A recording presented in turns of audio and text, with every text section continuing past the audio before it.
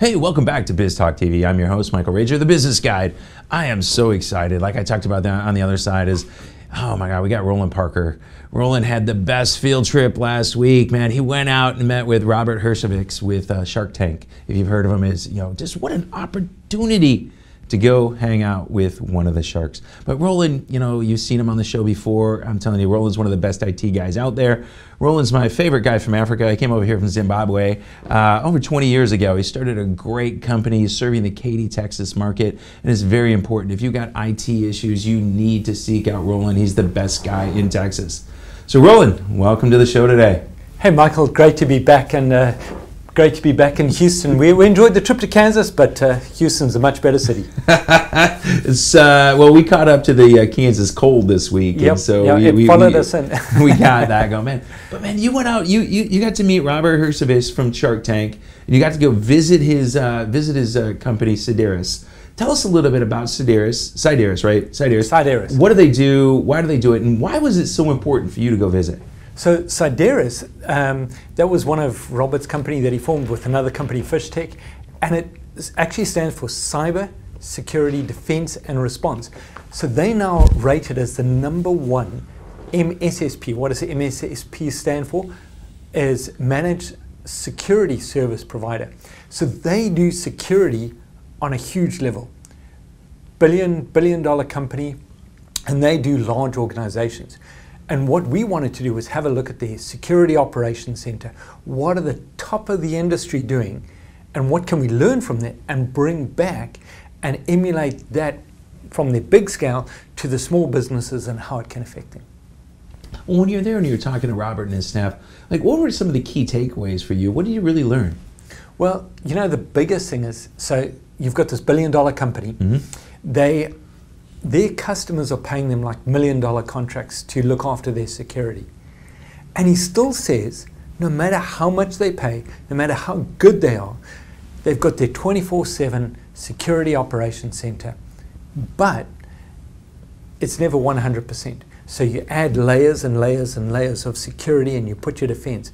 But it still comes down to, if the bad guys are going to get in, sooner or later, they're going to access your data. So the biggest thing is, how do they detect that and remediate so that if somebody gets past your defenses, how quickly can they shut it down and get the bad guy out of there? Because we all know that sooner or later, somebody's going to get through your defenses, they're going to get in, whether you're big or whether you're small. But if you're unable to detect who's there and boot them out, then you're going to run into problems. But amazing facility. I mean, these guys, state of the art. Obviously, they've spent a ton of money. Even just to get into the building, you press one key and it takes you into an interleading room, and then there's another key and you get to another room, and then you get to the intermediate room, and there's security operations centers behind this glass wall.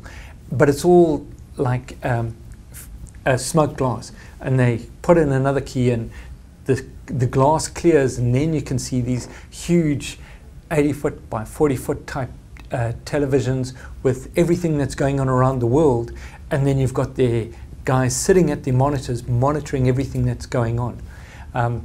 But Robert's such an amazing guy, really down to earth, great to speak to, and willing to share ideas with fellow businessmen. So it was an amazing opportunity. Well, so you're meeting Robert, you're meeting his team, and you're talking about these multinational huge companies, right? We're seeing things going on. Well, how does that relate to the local lawyer, the local plumber, the local florist? How does that relate to what they're doing there, to what these business owners need to do to protect their business? And really, the same things that are hitting the big guys are going to hit the smaller guys.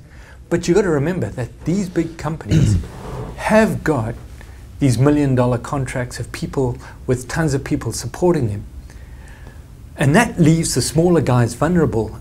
And what the bad guys are doing is that they're now starting to target more and more small businessmen because it's easy to get into them. They know, wow, it's going to take us months or years to break into one of these big guys, whereas we can crack a small guy within a matter of minutes. If we get somebody to click on a link, click on an attachment, we're in. And the biggest thing, Robert highlighted that 80% of all the compromises actually came through employees. So employee training, whether you're big or whether you're small, is so essential, because if your employees accidentally allow somebody in, then they're into your system. So getting your employees to know what to look out for in those emails, what to do if they get a pop-up, how to respond if something were to happen.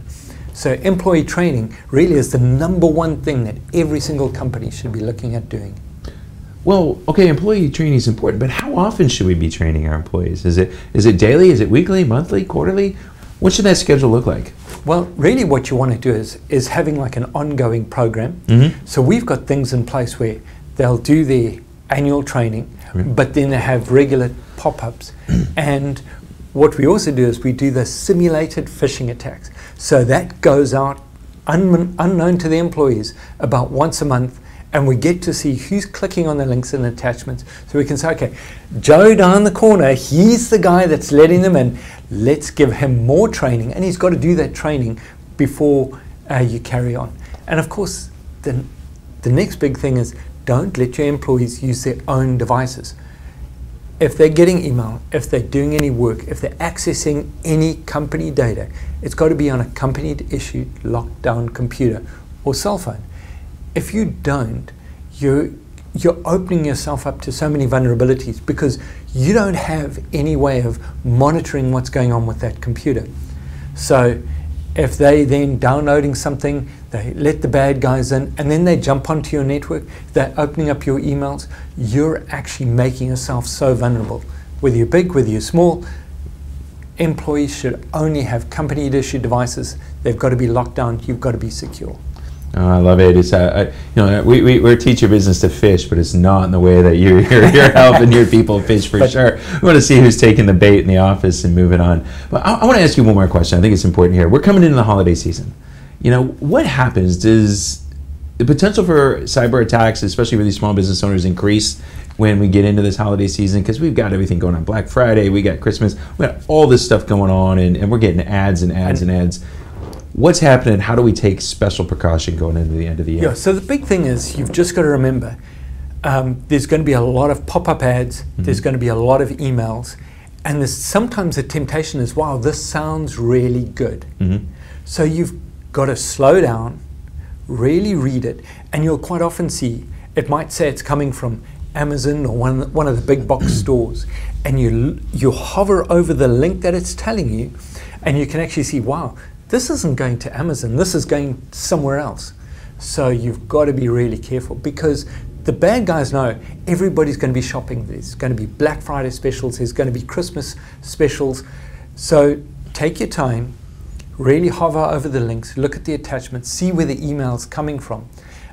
Because if you click on it, you could make yourself vulnerable by simply clicking on that link. And you've got to remember, if you ever do get a pop-up on your screen, never, ever, ever hit the X to close it down.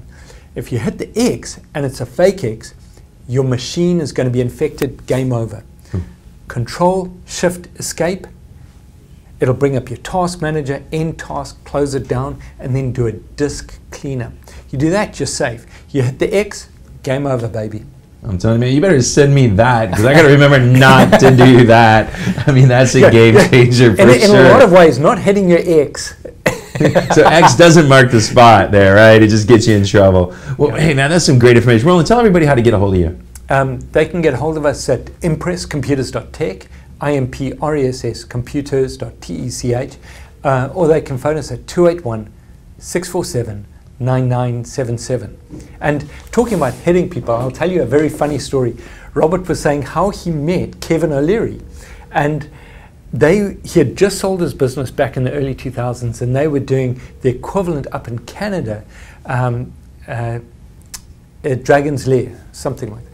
And they invited him to come to the show, and they were interviewing him. He didn't really know much about it, but he kind of went there, and they were trying to do a trial, bringing these contestants up, and he would then sit there and he was asking them questions. And this really kind of angry guy sitting next to him kept interrupting him, and he would sit back, wow. and next person would come up, he'd start asking the questions, and this guy jumps in again and asks, and he's like, what is it? This guy keeps jumping in. Who the heck is this person?